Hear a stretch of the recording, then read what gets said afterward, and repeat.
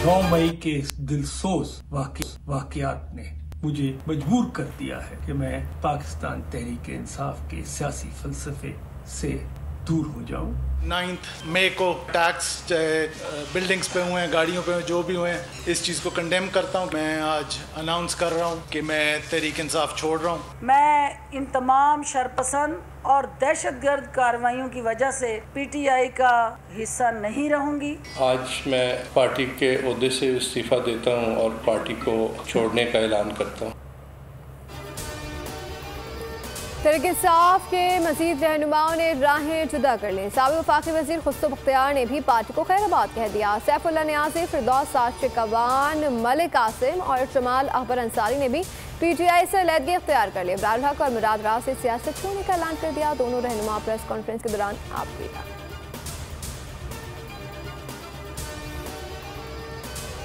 जबरदस्ती पार्टी छुड़वाई जा रही है, जबरी तलाक़ें हो रही हैं। इमरान खान का खिताब का वाक़यात लाहौर में हुए, कराची में लोगों को क्यों पकड़ा जा रहा है। 9 मई के वाक़यात की तहकीकात कराए बगैर पीटीआई के खिलाफ क्रैकडाउन शुरू कर दिया गया।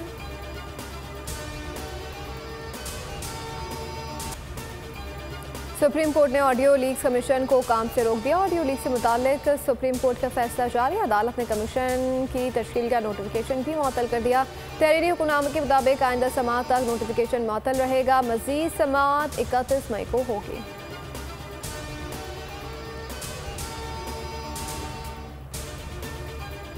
मुल्क की तरक्की नहीं हो सकती जब तक कि वहाँ पर पॉलिटिकल स्टेबिलिटी ना हो। स्टेबिलिटी और इकोनॉमिक स्टेबिलिटी दोनों जुड़ी हुई हैं। महंगाई जो मजीद बढ़ी है, जब हमने हुकूमत संभाली तो ऐसा नहीं था कि महंगाई जो है वो थी नहीं, लेकिन उसके बाद आलमी कसाद बाजारी, हकीकत यह है कि सारी शराइत IMF की 100% पूरी कर दी गई। जो प्रायर एक्शन में तबाहकुन उनकी शराइत थी, हमें माननी पड़ी। 9 मई को वो हुआ जो दुश्मन भी ना कर सका। मुल्क में जानबूझकर सियासी अफरा तफरी पैदा करने की कोशिश की गई। 9 मई पाकिस्तान की तारीख का स्याह दिन था। वजीर आजम की कराची में ताजरों से गुफ्तगू, K4 मंसूबे का संग बुनियाद रख दिया।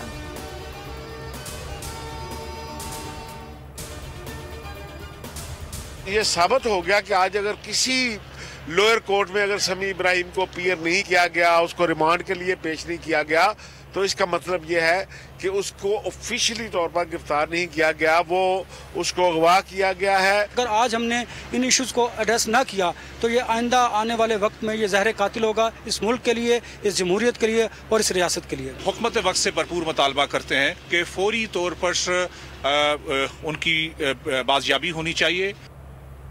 बोलियो के प्रेसिडेंट और सीनियर एंकर पर्सन समी इब्राहिम की बाजियाबी के लिए दायर दरख्वास्त पर समाअत। पुलिस हुक्काम अदालत को वाज़ेह जवाब ना दे सके। इस्लामाबाद हाई कोर्ट ने पुलिस हुक्काम को जियो फेंसिंग की रिपोर्ट के हमरा 29 मई को जाती हैसियत में तलब कर लिया है। अभी तक समी इब्राहिम के खिलाफ कोई मुकदमा दर्ज नहीं हुआ। हुकूमत का एतराफ़। इस्लामाबाद में PFUJ और दीगर सहाफ़ती तंजीमों का समी इब्राहिम की बाजियाबी के लिए एहतजाज। की दिमागी हालत के बारे में लिखा गया है कि the mental stability questionable, there was some inappropriate gesture, यानी इसकी दिमागी हालत ही ठीक नहीं है। ये मौसूफ 5-6 माह इतना भारी पलस्तर अपने पैर पे चढ़ाकर घूमते रहे, जबकि किसी फ्रैक्चर की मेडिकल रिपोर्ट में कोई जिक्र नहीं है इनके पैर पे। इमरान खान का सहनी तवाज़ुन ठीक नहीं। वज़ीर सेहत कादिर पटेल मेडिकल रिपोर्ट सामने ले आए। कहा कि मेडिकल रिपोर्ट में लिखा है कि इनके दिमागी तवाज़ुन पर सवालिया निशान है। इमरान खान प्लास्टर लगाकर घूमते रहे, फ्रैक्चर नहीं था।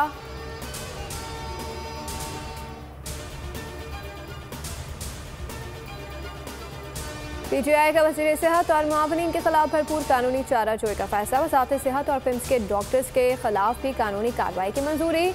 अबूजर सलमान की सरबराही में कानूनी टीम की तैयारियों का आगाज कर दिया गया। कादिर पटेल के इल्जामात पर हत्या की इज्जत समेत दीगर कानून के तहत कार्रवाई होगी।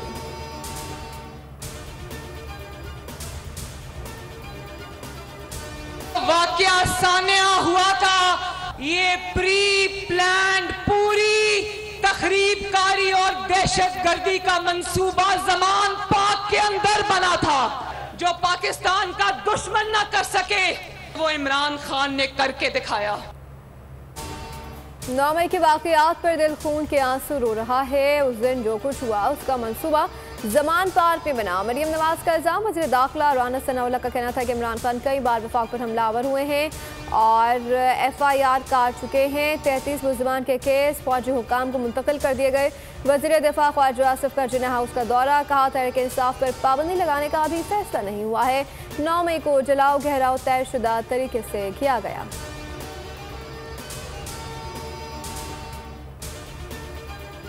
का इंसिडेंट्स हुए थे कि क्या हम ये भी बर्दाश्त करेंगे कि जो कायदे आज़म का तोहफा था जिन्ना हाउस लाहौर में उस पर भी हमला हो और हम खामोश रहे? क्या हम ये बर्दाश्त करेंगे कि यादगार शोदा को जलाया जाए और हम खामोश थे?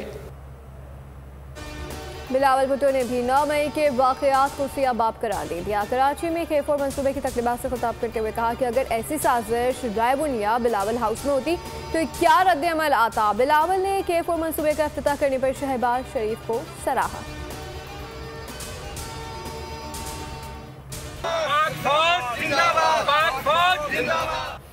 शहर शहर नगर नगर मुल्क भर में पाक फौज के साथ इज़हार यकजहती का सिलसिला जारी। शहदा को सलाम, फिजा पाकिस्तान जिंदाबाद, पाक फौज जिंदाबाद के नारों से गूंज उठी।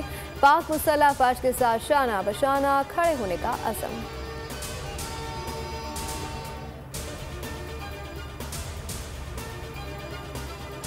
नौ मई को एहतजाज का मामला। साबिक IG पंजाब ज़ियाउल हसन के बेटे को भी गिरफ्तार कर लिया गया। रिजवान ज़िया को कोर कमांड हाउस के इलाके की जियो फेंसिंग के जरिए गिरफ्तार किया गया।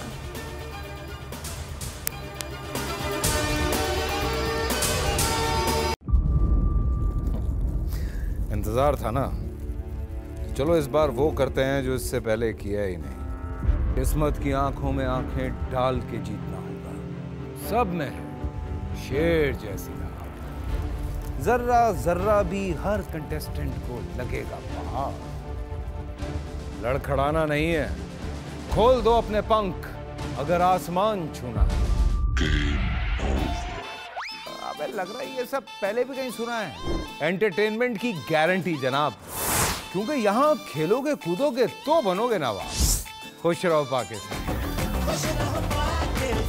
खुश रहो पाकिस्तान बुध और जुमेरात शाम 7 बजे सिर्फ बोल एंटरटेनमेंट पर। सब्सक्राइब करें और बेल दबाएं ताकि कोई खबर रह न जाए।